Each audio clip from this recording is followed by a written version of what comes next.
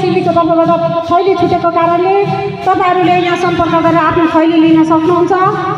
हामी उल्लाबारीको तर्फबाट साकेला सिल्ली सुरु भएको छ र आदरणीय मनवालजीहरू हाम्रा विभिन्न ठाउँबाट पाल्नुभएका साकेला सिल्ली टोलीहरूले यहाँको माझमा आफ्नो वेशभूषा सहित आफ्नो जातीय संस्कृति संस्कार सहित उहाँहरू तपाईँहरूको माझमा यो आइराख्नु भएको छ। उहाँहरूको यो साकेला सिल्लीलाई हेरेर तपाईँले मनोरञ्जन लिइरहनु भएको छ भनेर हामीले पूर्ण विश्वास राखेका छौँ र उल्लाबारीको तर्फबाट कोही व्याख्या गर्नका लागि रामकुमार राईज्यूलाई टोली प्रमुख हुनुहुन्छ, उहाँलाई म हार्दिक अनुरोध गर्न चाहन्छु। यस पश्चात हाम्रो एलबी सुब्बाको तर्फबाट दमक झापाबाट हाम्रो चाहिँ दिम्बुको तर्फबाट पालन हुनेछ र उहाँलाई हामी समय दिनेछौँ भन्दै अब उल्लाबारीको तर्फबाट केही वादन गरिदिनुको लागि म हार्दिक निवेदन गर्न चाहन्छु।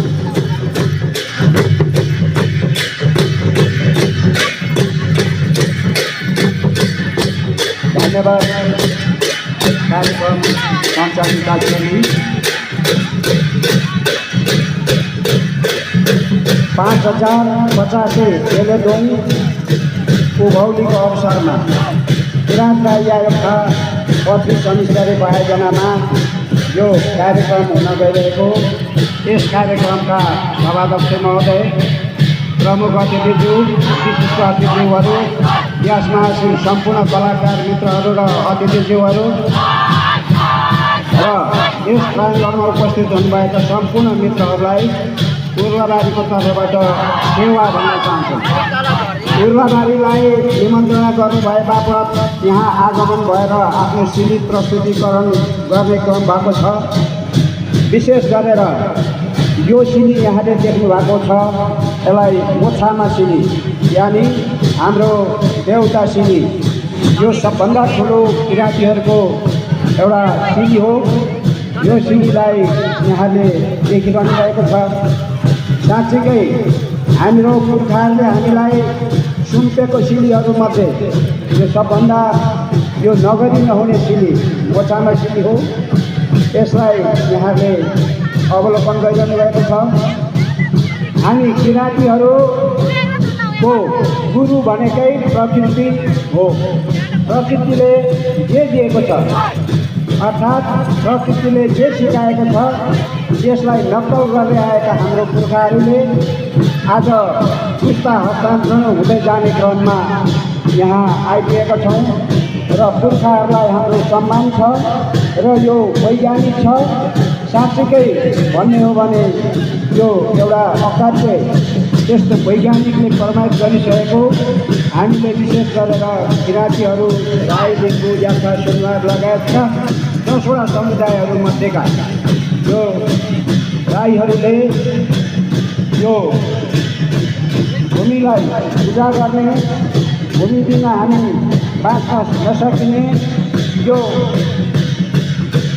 सिलीलाई विशेष गरेर पुर्खाहरूले प्रकृतिलाई हेरेर, प्रकृतिले गरेको देखेर त्यसैलाई नक्कल गरेका हुन्। हाम्रो गुरु भनेकै प्रकृति हो। यहाँका मूलवासी भूमिपुत्र आदिवासीहरूमध्येका सबभन्दा पुरानो मूलवासी भनेकै किराँतीहरू यानि किराँतमा पर्ने राईहरू। यसले हामीलाई विभिन्न चरणहरू पार गर्ने कुरामा, हाम्रा शासनहरू गर्ने कुरामा, सुशासनहरू गर्ने कुरामा हाम्रा राजाहरू प्रथम राजा यलम्बरले विभिन्न कठिनाइहरू पार गर्दै 32 पुस्ता राईहरूले यहाँ शासन गरेको देखिन्छ। यसै क्रममा हामीले चप्लेमा यानि चासुनी सिलीहरू त धेरै हुन्छ, तर त्यो चासुनी सिलीमा धान रोप्ने सिली, यहाँनिर पाल्से गर्ने, देउरीले सम्माउने गर्ने हाम्रो विशेष गरेर माइतीहरूले गरेको छ भने यिनीहरूले सिउ खेल्ने, रोप्ने कामहरू गरिरहेको छ। र यो धान रोप्ने सिली यानि चासिने सिलीलाई यहाँले अवलोकन गरिरहनु भएको छ। यसै क्रममा विभिन्न जीवनयापन गर्ने कुराहरूमा घर सरसफाइ गर्नको निमित्त झाडु कुचोहरू लगाइरहेको, पोखरमा हामीले धान कुटिरहेको, गाई पालेर हामीले विभिन्न किसिमले दही मही दुधहरू खाइरहेको, नाङ्लोमा खेलाइरहेको, पानी नभई नहुने भए तापनि पानी पर्दाखेरि घुमहरू लगाइरहेको, हाम्रो विशेष गरेर तिन चुलालाई हामीले पाखालुङ माखालुङ हामीले घुन्मालुङ भनेर व्याख्या गरिन्छ। आज साँच्चैकै एउटा खुसीको यो चाड भनेर हामीले भन्नुपर्ने छ। यो चाड हाम्रो एउटा उत्साह र हामीलाई जो चाडहरूले भरिभराउ गरेको सबै यहाँ उपस्थित भएका मित्रहरूले महसुस गरेका छौँ। हाम्रो सामान्य हामीले देख्दैछौँ 3-4-5 वर्षको बालकहरूले पनि यहाँनिर गरिरहेको छ। उहाँले कोदालो चलाउनलाई अभ्यास गरिरहनु भएको छ र पछिल्लो चरणमा लुगाहरू बुनेर धान बुन्ने क्रम हाम्रो भइरहेको छ। त्यस पछाडि हाम्रा ती सुन्निमा पारुहाङलाई हामीले देउताको रूपमा हामी लिएका छौँ र सुन्निमा पारुहाङलाई हामी सदैव हाम्रो देउता इष्ट देवता भनेर हामीले सम्मान गरेका छौँ। उहाँलाई हामीले खेतीपातीले बचाएर चोखो बनाउने, सबैलाई राम्रो गर्ने काम गरिराख्नु भएको छ भने यसरी हाम्रो यो सबै पौराणिक सामग्रीहरूले सजिलो सजावट गरेर हाम्रो जीवनको एउटा व्यापित गर्ने एउटा अवसरमा हामीले सबै अरू समुदायभन्दा अग्रणी एउटा त्यस्तो वैज्ञानिक किसिमले हाम्रो सबै कुराहरू छन्।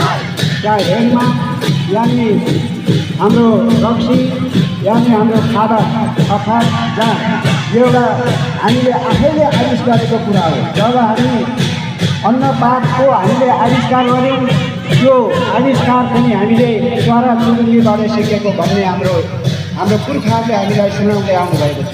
ती चरा चुरुङ्गीहरूलाई हामीले बाँडले बाँडेर खायौँ।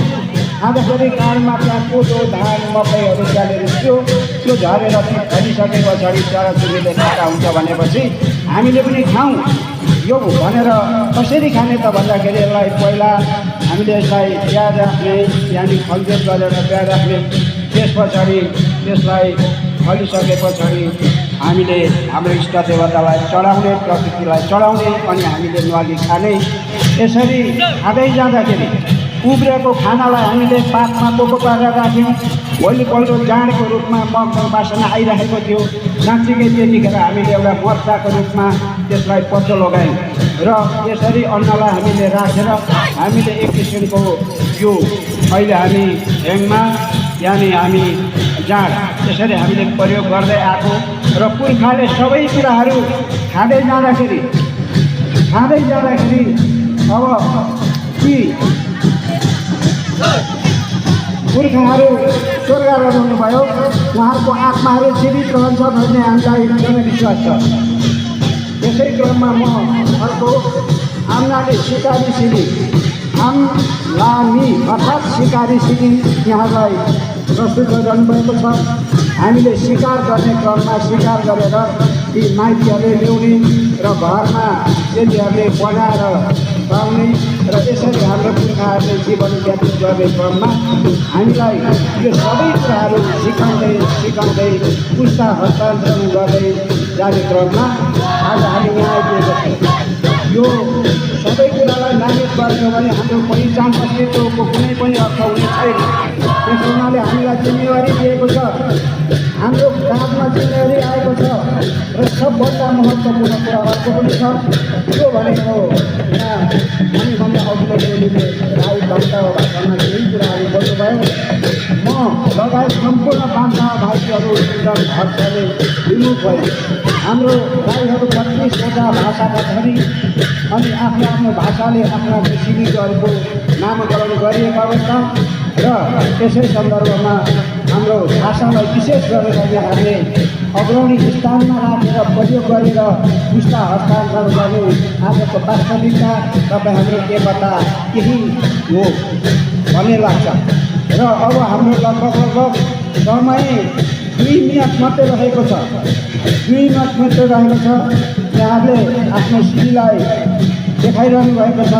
वापा यानि भाले सिडी, भालेले कसरी दिने एउटा गाइडिङको काम गर्छ। चल्लाहरूलाई पोथीहरूलाई कसरी दिने, माथि हामीलाई 5ले चिल्ले हाल्न आयो भने गरेर खतरा भयो भन्ने काम गर्छ र अनि त्यो नभएको बेलामा कसरी खोजखाज गरेर दिने उहाँले खानेकुराहरू आफ्नो चल्लाहरूलाई दिने काम गर्छ। र यसरी हाम्रो जन्तु यानि पशुपक्षी र विभिन्न अब किरा फटेङ्ग्राहरूलाई हामीले गुरु मानेका छौँ। प्रकृतिले उहाँहरूलाई जे सिकाएको थियो त्यसलाई हामीले नक्कल गरेर साँच्चीकै आज हामी प्रकृति पूजक भएको छौँ। र हाम्रो उर्लाबारीले पनि निमन्त्रणलाई स्वीकारेर पत्नी नगरीमा आफ्नो प्रदर्शन गर्न आएका छौँ। यहाँले सबै अतिथि मित्रहरू, उपस्थित सबै मित्रहरूले स्वीकार्नुभयो, त्यसमा हामी गौरवान्वित छौँ। र हाम्रो काममा यही जिम्मेवारी छ कि पुस्ता हस्तान्तरण गर्दै जाने कुरा र तपाईँ हामी सबैले विशेष गरेर एउटा कुरा दोहोऱ्याए, त्यो भनेको भाषाको कुरा। भाषा हाम्रो गर्न आएको व्यवस्था छ।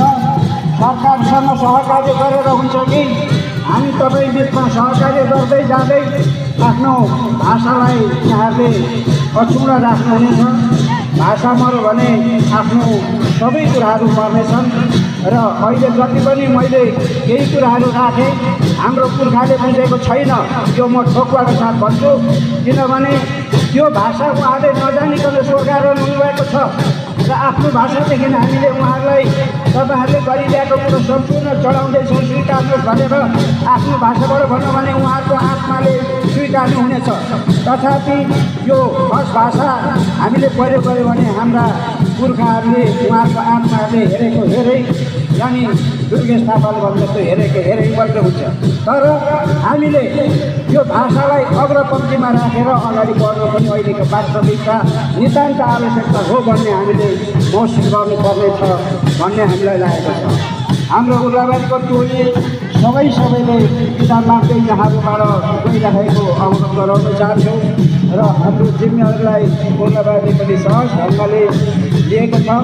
र हाम्रो किराँत राईको जो संस्थापक अग्रज व्यक्तित्वहरूलाई सम्मान र आउने पुस्ताहरूलाई प्रोत्साहन दिनुपर्छ भन्ने मेरो मूल मान्यता हो। त्यसै सन्दर्भमा हामी हर्षोल्लासको साथ सानो बालबालिका हाम्रो नाति नातिनाहरूले पनि आज प्रस्तुत गर्दाखेरि हर्षले विवश भएको हामीलाई त्यस्तो चाहिँ अनुभव भएको छ। यो हाम्रो जिम्मेवारीलाई सहज ढङ्गले लिनुपर्छ। हर्ष सेवा स्यामुले सबैलाई जय किराँत।